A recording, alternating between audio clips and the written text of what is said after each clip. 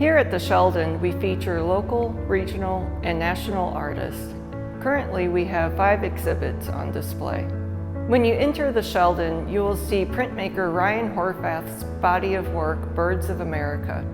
Ryan has taken on the Audubon series and has taken a twist to Audubon's version of live birds being documented. Ryan is documenting birds that are endangered or are extinct. And as you go upstairs to the atrium, if you look up, you will see Jason Ackman's site-specific installation, Undertow. By hanging the large-scale boats overhead, Jason creates tension within the space for the viewer. As you enter the main galleries, you will see Arturo Alonzo Sandoval's body of work called Creative Portos. Arturo has spent over 50 years using innovative materials such as industrial packing and automotive materials in his weavings. He has spent over 3 years working on the Creative Portals series, focusing on space images from Chandra, the Hubble, and James Webb telescopes. As you walk through the space, you will see the work shimmers and glitters. And Arturo has spent years studying theology, and it's reflected in the work, reminiscent of stained glass in a cathedral.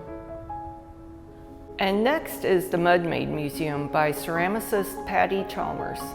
This exhibit explores legends and folktales and blurs the lines with myth and reality. Pattie's museum focuses on catfish beings found along the Mississippi River. Pattie has researched St. Louis history and incorporated elements into her Mud Made Museum, where it blurs reality with myth. And in this space is Alison, Ouellette-Kirby, and Noah Kirby. These artists are collaborators that focus on metal fabrication and casting. And both of these processes figure into this body of work.